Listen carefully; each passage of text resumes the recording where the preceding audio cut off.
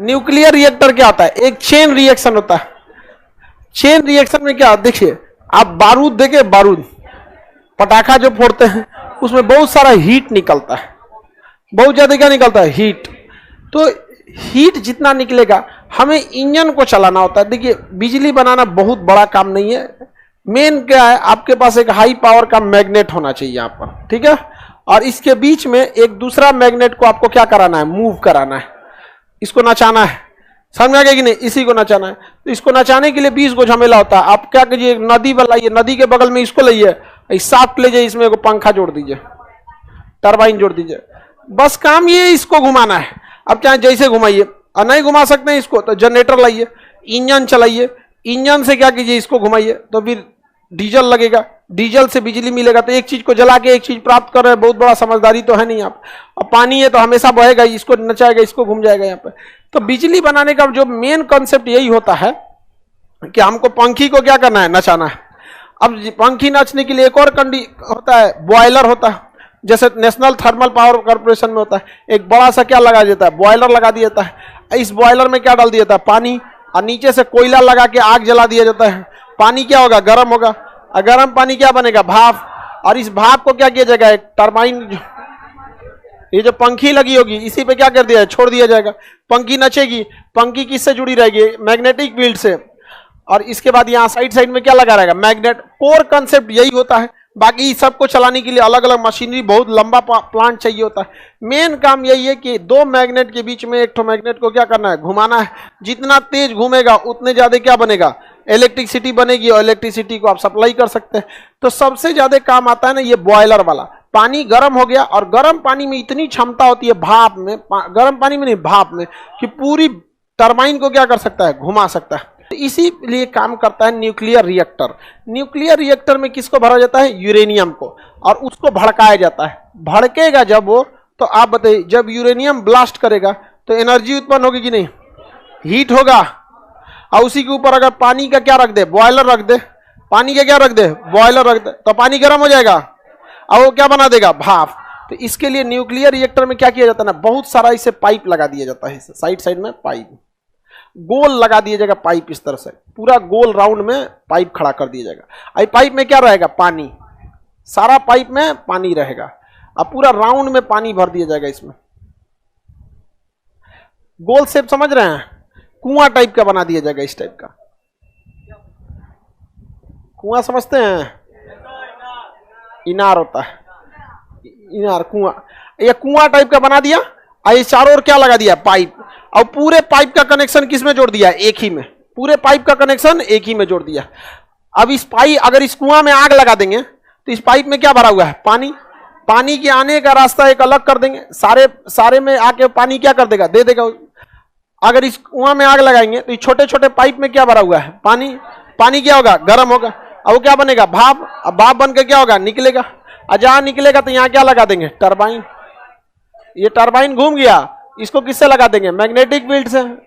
इधर मैग्नेट बन गया। इतना सिंपल बता रहे हैं, इतना सिंपल होता नहीं है, लेकिन कॉन्सेप्ट यही होता है कि हमें पानी को गर्म करना है, गर्म करके भाप बनाना है, भाप बना के कहाँ छोड़ना है? टरबाइन पर। बस काम बस यही है, मेन काम यही है। अब ये हमेशा एक क्या पतीली में पानी नहीं ले जाएंगे वरना गर्म नहीं होगा, छोटा छोटा पाइप में ले जाएंगे। पाइप में ले जाएंगे तो पनिया फटाक गर्म हो जाएगा, तुरंत क्या हो जाएगा? गर्म हो जाएगा। अब बीच में क्या, अब इसमें बीच में क्या रख दिया था? यूरेनियम। बीच में क्या रख देंगे? यूरेनियम। अब ये यूरेनियम इतना तगड़ा होता है कि जब ये यूरेनियम में ब्लास्ट होता है ना, यूरेनियम में क्या होगा? ब्लास्ट होगा। इतना ज्यादा हीट निकालता है जिससे कोयला कभी नहीं निकाल सकता है। यूरेनियम में इतना तगड़ा होता है। कलम बराबर यूरेनियम पूरे पटना को बिजली दे देगा एक दिन, एक दिन दे देगा, इसको आराम से दे देगा। उसके बाद वो बच जाएगा, अच्छा खासा दे देगा। इतना छोटा, इसमें इतना तगड़ा होता है। इतना लकड़ी जलाइए तो आगो तापने भर का नहीं देगा। इसलिए यूरेनियम दुनिया का सबसे महंगा पदार्थ, दुनिया का सबसे महंगा पदार्थ यूरेनियम। समझ में आ गया कि नहीं आ गया? तो आप लोग खामखा में लोग देखते हैं ना, कोई चांदी का अंगूठी पहनता है, कोई सोना का पहनता है, कोई हीरा का पहनता है। यूरेनियम पहनो, गलती से दहक गया ना, काम खत्म हो जाएगा। समझ में? नेकलेस किस चीज का? यूरेनियम। लड़की लोग को समझ में आ रहा है? किस चीज का नेकलेस? यूरेनियम। ब्लास्ट हुआ तो क्यों गायब हो जाएगा हम? अरे पूरा मोहल्ला ले जाएगा वो। देखिए आप समझिए, अगर इतना एक कलम इतना कागज को अगर हम मोड़ दे, जैसे ये कोई कागज है, इसे मोड़ के हम क्या बना देते हैं, कलम के शेप में डाल देते हैं, तो इसमें भी कुछ ना कुछ ऊर्जा होगी, नहीं होगा जी? इसको हम कागज का शेप में इसे मोड़ के बना दिए, कलम बना, ये इसको जलाएंगे तो कितना देर जलेगा? बहुत कम, ज्यादा ऊर्जा दे पाएगा, पानी खोला पाएगा, फटाक से उड़ जाएगा। लेकिन अगर इतनी इसी शेप का लकड़ी रहता तो देर तक जलता, कोयला रहता तो और देर तक जलता है। यहाँ पर और उतना ही बड़ा अगर क्या ला देंगे, यूरेनियम, तो चेन रिएक्शन मारेगा, इतना भयानक ऊर्जा देगा, ये कल तक जलेगा ये, इतना ज्यादा मात्रा में ऊर्जा दे देगा, इतना ज्यादा मात्रा में कि पूरा एगो तालाब का पानी भाप बना के उड़ा देगा। इतना तेज चेन रिएक्शन होता है। इसीलिए परमाणु बम में इसी को भर दिया जाता है, यूरेनियम को, और चारों ओर से पैक कर दिया जाता है, एक के बार आग लगा दिया जाता है। तो एक बार कोई भी चीज आग लगाएंगे तो एक्सपैंड करेगा, और यूरेनियम जितना तगड़ा है उतना तगड़ा एक्सपैंड करेगा। और यूरेनियम परमाणु बम जब फेंकते हैं उसमें क्या भरा रहता है, यूरेनियम, वो अपने बिखियाई ले पूरा भयानक, और उसको निकलने का जगह नहीं दिए। तो एगो घुसिया है, दूसर का तीसर का, एक के बार दगदगा के मारेगा सब धम से, पूरा हिरोशिमा नागासाकी की तरह उड़ा देगा सब। इसलिए यूरेनियम को जो जलाया जाता है वो कितना जलाया जाता है, धीरे धीरे धीरे धीरे, ताकि कंट्रोल में रहे, एगो दूसरे के संपर्क में आने नहीं देता है सब।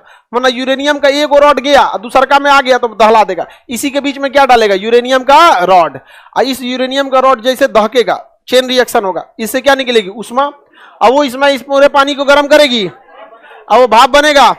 भाप बनेगा, किसे घुमाएगा, टरबाइन। अब ये भाप अपनी पूरी उष्मा को 100%, अब इसमें उष्मा बचा नहीं, अब ये उष्मा को क्या कर चुका है, खो चुका है। जैसे बाहर निकलेगा इसे, तो इसे भेज दिया जाता है कहां पर, कूलिंग टावर में ठंडा होने, वही भाप बन के उड़ता है, जो इसमें दिखा ना कूलिंग टावर। ये धुआं नहीं निकल रहा है, क्या निकल रहा है, भाप। वो जो भाप एक्स्ट्रा आया है उसी में छोड़ दिया, क्या निकल गया, निकल गया। और ये पानी दिख रहा है, ये पानी क्यों रखा गया, ई पनिया को क्या बनाएगा, भाप।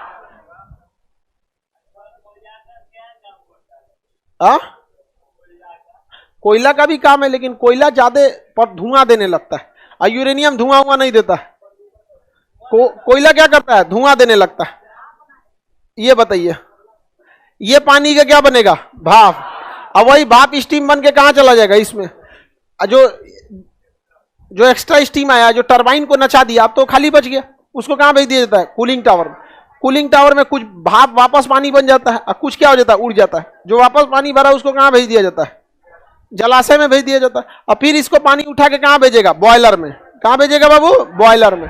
बॉयलर में यहाँ पे क्या रखा हुआ है, यूरेनियम। क्या रखा हुआ है, यूरेनियम। ये भाप बनेगा, ये कहां जाएगा, टरबाइन पे। टरबाइन नचेगी, किसे घुमाएगा, मैग्नेट को। ऐसे क्या बन जाएगा, बिजली। अब इसमें क्या डाल दिया जाता है, यूरेनियम। अब इसको चारों ओर से बढ़िया से ढक दिया जाता है। क्या किया जाता है, ढक दिया जाता है खूब बेहतरीन ढंग से, दीवार से, ढलैया से, जो सीमेंट का ढलैया होता है ना। अभी हम लोग का जो छत ढाला जाता है वो 6 इंच का होता है। जिस छत पे हम लोग खड़े हैं वो कितने इंच का होता है, 6 इंच। 1 फीट का होगा तो कितना मजबूत हो जाएगा। जो पुल होता है ना, ब्रिज, 1 फीट का होता है। जो ब्रिज ढाला जाता है ना, कितने का है, 1 फीट। हाँ, हवा वाला पुल जो दो गया था। ये जो बनाया जाता है ना, इसकी दीवार, ये 6 फीट का। जितना ऊंचाई हम 6 फीट नहीं, हम 5 फीट कहां से हो जाएंगे, निकले 172 सेंटीमीटर, तो वही 5.25। चलिए अब आगे देखते हैं हम लोग। याद देखिए, तो इतना मोटा, जितना ऊंचाई हमारी है ना, इतना मोटा क्या होता है, दीवार। और उसमें छड़ डाल के कंक्रीट लगा दिया जाता है, और चारों ओर से ढक दिया जाता है। समझ में आ गया कि नहीं आ गया। और इसमें क्या डाला जाता है, यूरेनियम का एक इतना छोटा सा रॉड। तो कितना बड़ा बताए, मेरा डंडा कहां गया, ये देखिए इतना ही बड़ा, इतना बड़ा क्या डाला जाता है, रॉड। और यही दहक जाता है, और ज्यादा डाल दिया तो भड़क जाएगा। चेरनोबिल में क्या हो गया था, ब्लास्ट हो गया, डाल दिया ज्यादा, वहां पर ब्लास्ट हो गया। और सारा बिजली के जगह पे ब्लास्टे कर गया चेरनोबिल। आज भी कोई चेरनोबिल में नहीं जाता है। जो मीडिया गए थे तो रिकॉर्डिंग करने, वो मर गया था सब। हेलीकॉप्टर गया था, पायलट ले जाने, उसके वो भी मर गया। यहाँ पर इतना भयानक ये तहलका मचाता है। तो परमाणु बिजली घर में बिजली किससे मिलता है? यूरेनियम। बिजली यूरेनियम से बनती। मेन कॉन्सेप्ट यूरेनियम का काम होता है गर्म करके भाप बनाने का। जितना पानी में जितना यूरेनियम कर दे, 1 किलो यूरेनियम जितना में करेगा ना, उतना में कम से कम आप समझिए 20 ट्रेन लगेगा कोयला का। 20 गो ट्रेन भर भर के कोयला देंगे ना, तो उतना लगेगा वहां पे।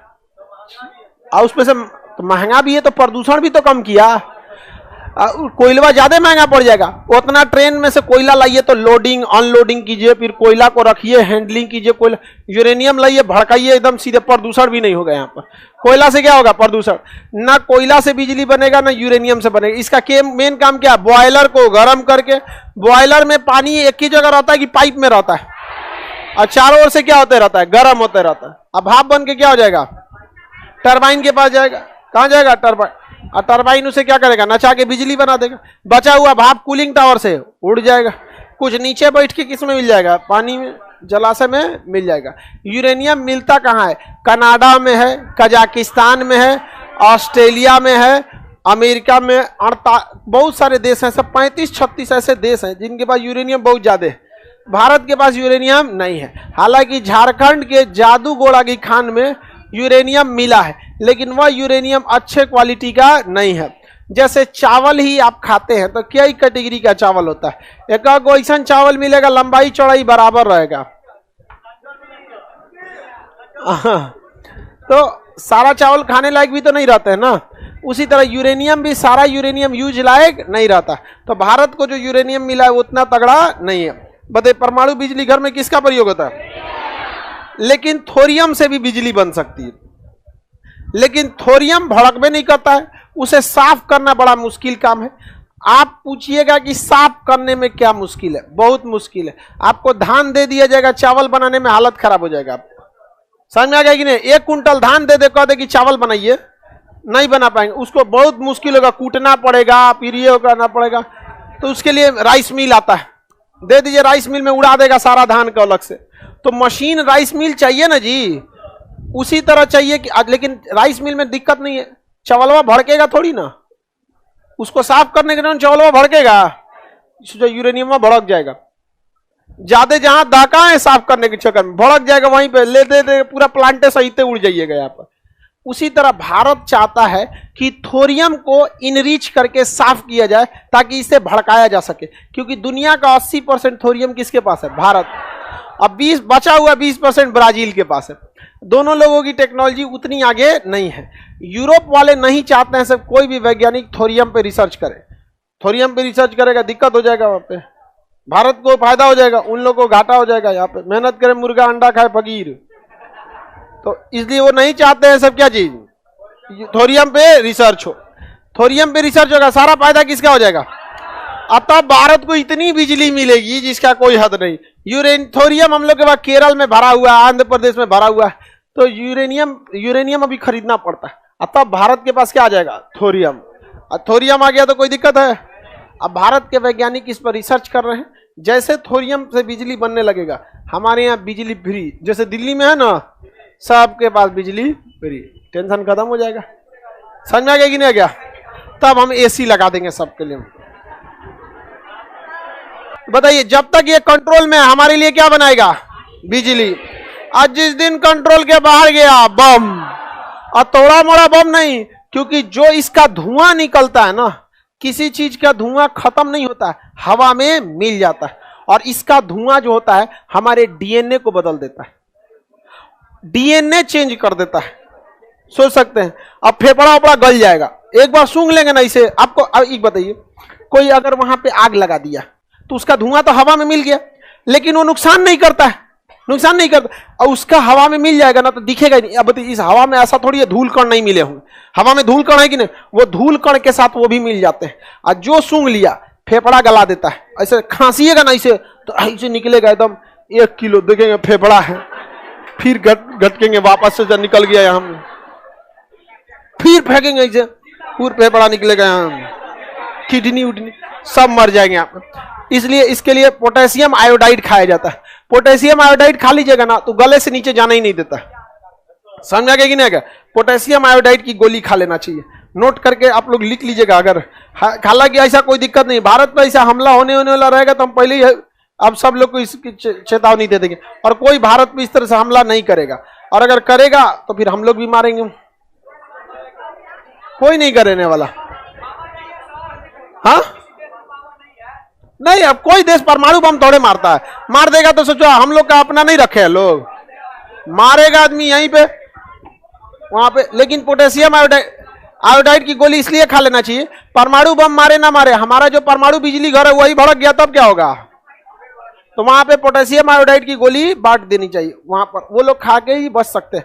इतना भयानक होता है कि वो हवा में मिक्स हो जाएगा और हवा कभी खत्म होने वाली नहीं है। उस एरिया में जाइएगा 30-40 किलोमीटर की एरिया में, अगर आप 100 साल बाद भी जाइएगा तो भी मर जाइएगा। चेर्नोबिल जो यूक्रेन में जो घटना हुआ था ना, वहां ये घटना 1946 की है, 86 की है, 86 की। आज भी वहां कोई नहीं जाता है, ना रूस के सैनिक गए हैं ना यूक्रेन के सैनिक गए हैं। जहां जाएंगे तो मर जाएंगे वो लोग। अब मरने के बाद जो लाश उठाएगा वो भी मरेगा। सेम कोरोना देख रहे हैं, कोरोना कैसे कोरोना एक दूसरे से फैलता है। तो बस कोरोना से खतरनाक, वो तो टाइम नहीं देता है ना, कुछ नहीं देगा, सीधे खत्म हो जाएगा। और जिनको कम झटका लगेगा उनका डीएनए बदल जाएगा। हमारी डीएनए में ही सारी जानकारी है कि अगली पीढ़ी में भी 2 आंख देना है, हार्ट देना है, फेफड़ा देना है, वो डीएनए बदल देगा। पता चला उसमें से आंखिए छोड़ देगा तो अगला लड़का पैदा होगा बिना आंखिए का, कोने का मुड़िए छोड़ देगा, बिना मुड़िए का पैदा हो गया वो। बहुत खतरनाक होता है। तो परमाणु रिएक्टर, हाँ 12 परमाणु बम कौन झेला? जापान। दूसरा झेला जापान 6 अगस्त और 9 अगस्त 1905। और 2011 में उसका अपना बिजली घरवा उड़ गया, फुकुशिमा ब्लास्ट कर गया वहां पे। आप कहेंगे कैसे? तो सुनामी आया था और सुनामी आया दहला दिया उसको, वहां पे भी दिक्कत हो गया। जापान कसम खाया कि हम परमाणु हथियारों से दूर रहेंगे और बिजली घर से भी दूर रहेंगे। वो 2050 तक अपने सारे परमाणु बिजली घर को बंद कर देगा। कहा गया कि भाई एगो तो हमारे यहाँ भूकंप आ जाता है, सुनामी आ जाता है, परमाणु बम पटक के चल गया अमेरिका, हमारा वाला अपने फट जाता है। समझ में आ गया कि नहीं? उसका अपने फट गया। तो अब हम लोग के पास भी है डर, इस बात का सीखना चाहिए हमें। कुरान कुलम, नरौरा, रावत भाटा, काकरा पारा, इतना हम लोग के यहाँ रिएक्टर है, भड़क गया तो हम लोग क्या करेंगे? उन सब के पास तो इतना हाईटेक एडवांस टेक्नोलॉजी है, हम लोग के खेत का आग ना बुझा पाता है, यूरेनियम को जी बुझाएगा सब। अरे सब छोड़ो, किसी राज्य का सबसे ज्यादा चीजें कहाँ रहती है? सचिवालय में रहती है। बिहार सचिवालय में आग लगा तो 4 दिन बाद बुझाता। तो हम लोग को घरे में लगेगा तब क्या होगा? वो तो पड़ोसी है, फायर ब्रिगेड को हम लोग क्या कोई बुलाइबे नहीं करता है। चाचा आग लग गई लो, बस ले बाल्टी मार के बुझा देगा। वहां बाल्टी नहीं ना मार सकते हैं, मर जाएंगे वहां पे तुरंत। हवा प्रदूषित हो जाती है वहां तुरंत, वहां पे जो एरिया होता है उस तुरंत एरिया को सीज कर दिया जाता है, वहां अगल बगल में किसी को आने नहीं दिया जाता। समझ में आ गया कि नहीं आ गया? परमाणु रिएक्टर। अब आगे परमाणु रिएक्टर के बारे में समझाएंगे, आप लोग बैठे रहेंगे अभी, ठीक है?